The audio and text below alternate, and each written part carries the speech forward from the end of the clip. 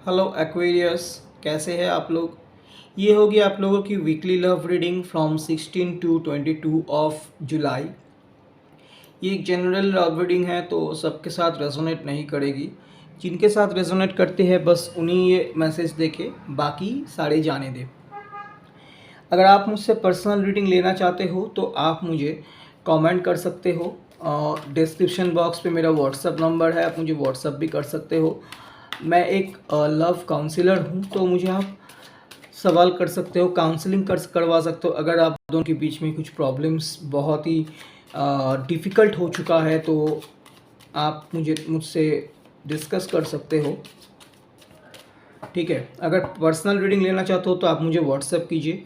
लेकिन counselling and personal reading paid service है, तो आप पहले डिसाइड कीजिए कि आप पेमेंट करने के लिए तैयार है, देन ओनली रीच आउट कीजिए। ठीक है, अगर आप सन मून राइजिंग वीनस की पोजीशन पे खुद को एक्वेरियस मानते हो तो ये रीडिंग आपके लिए है।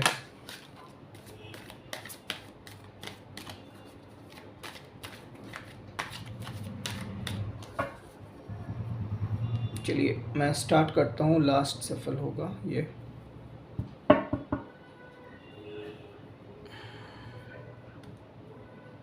Night of wands, nine of wands,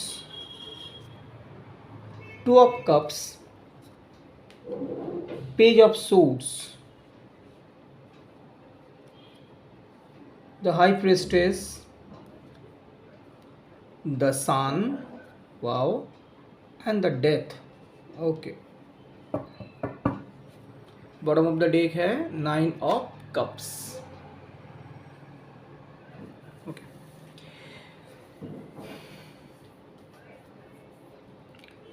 Aries Leo Sagittarius है, टॉरस वर्गो कैप्रिकॉन है साइन पे, एक्वेरियस है, सेम साइन आप दोनों हो सकते हो। कैंसर पाइसिस स्कॉर्पियो है। ठीक है, साइन इतना मायने नहीं रखते, रीडिंग पे ध्यान दीजिए। यहाँ पे है night of wands.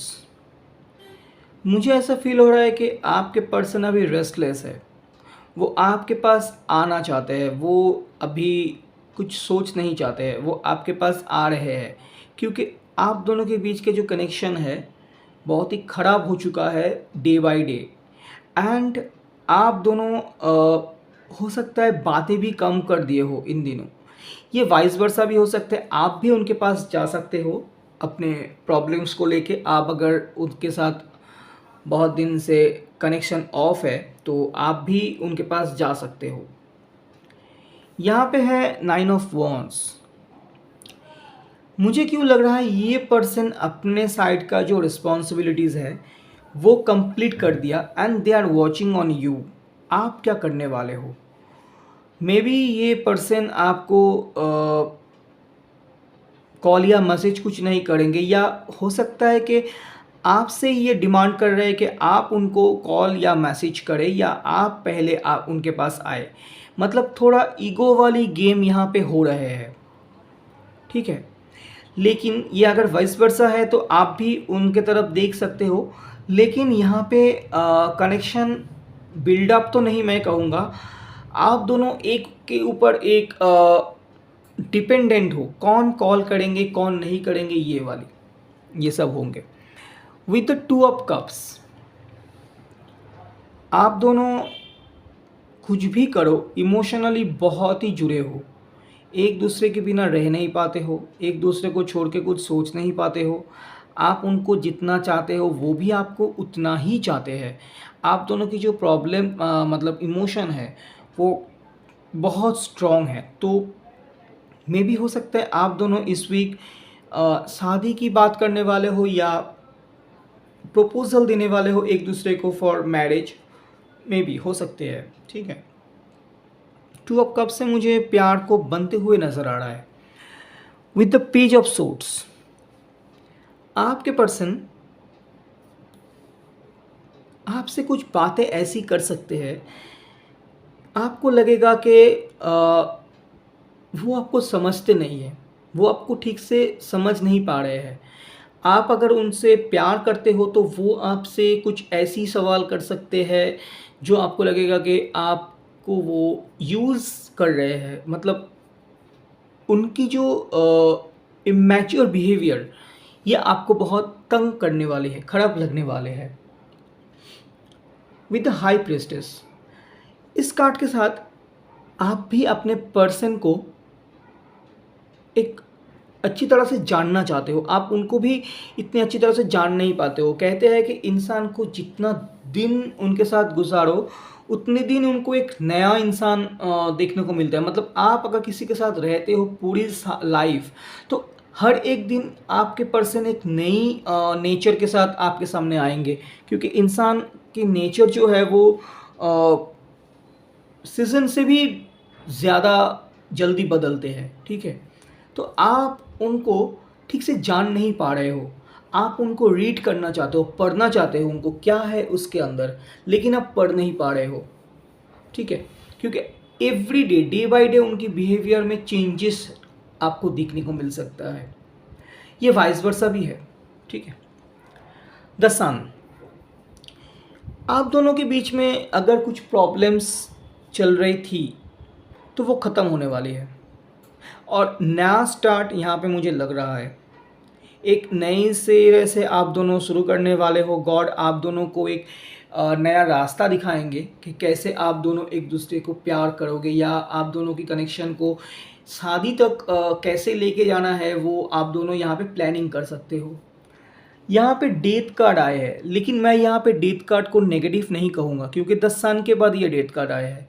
May be आप दोनों की जो ओल्ड पैटर्न थी, आप दोनों लड़ाई झगड़ा करते थे, आप दोनों कुछ बातें खराब करते थे, आप दोनों एक दूसरे से झगड़ते थे, ये सब चीज़ ये पर्सन ओवरकम करके आगे निकलने वाले हैं। मतलब आपके पर्सन या आप दोनों ही पुरानी पैटर्न को भूल के या छोड़ के नया स्टार्ट करने वाले हो। डेथ कार्ड यहाँ पे इसीलिए आए हैं। आप दोनों सन के बाद द सन के बाद द डेथ, मतलब सॉरी, द सन के बाद डेथ कार्ड। तो आपको सन यहाँ पे इतनी खुशियाँ देने वाले हैं कि आप दोनों पहली जो प्रॉब्लम्स थी इनको भूल जाओगे और नया स्टार्ट करने वाले हो।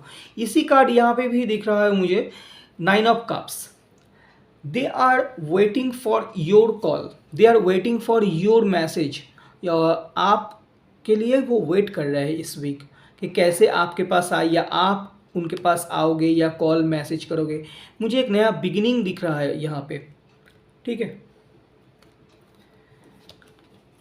चलिए आउटकम देख लेते हैं। ओके, 7 ऑफ वॉन्ड्स, लग रहा है आप दोनों जुट चुके हो, मिल चुके हो, तो आप दोनों एक खुशियाँ मना रहे हो। ठीक है, एंड द 6 ऑफ पेंटिकल, आप दोनों की अगर प्यार में कुछ डिसबैलेंसिंग थी तो वो बैलेंस होने वाली है। आप दोनों पहले जैसे रिएक्ट करते थे, प्रॉब्लम्स आती थी, बातों बातों पे आप दोनों झगड़ते थे, तो ये अभी सॉल्व होने वाली है।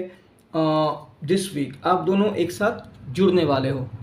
चलिए ऑरिकल कार्ड देख लेते हैं आप दोनों के लिए। एक कॉम्प्रोमाइज़, यूनिवर्स आपको कुछ चीज़ें कॉम्प्रोमाइज़ करने को कह रहे हैं। आपके पर्सन की अगर नेचर में ऐसी कुछ है कि आपको ख़राब लगता है कि ये कनेक्शन को बार बार आप ठीक करते हो लेकिन वो बिगाड़ देते हैं, तो आप थोड़ा कंप्रोमाइज़ कीजिए, क्योंकि प्यार में एक दूसरे से कंप्रोमाइज़ करने से ही ये चलते हैं। लड़ाई झगड़ा करने से रिश्ता ख़त्म होते हैं। ठीक है, तो कॉम्प्रोमाइज़ कीजिए, बाकी सारी चीज़ ठीक हो जाएगा, लेकिन ज़्यादा नहीं। अगर आप ही कॉम्प्रोमाइज़ करते हो और वो सिर्फ लड़ाई झगड़ा करते हैं तो that is not good. Okay, तो ये थी आप लोगों की रीडिंग। अच्छी रीडिंग है, पॉजिटिव रीडिंग है। तो अगर अच्छी लगी हो तो लाइक, शेयर एंड सब्सक्राइब कर देना। Thank you so much for watching, bye.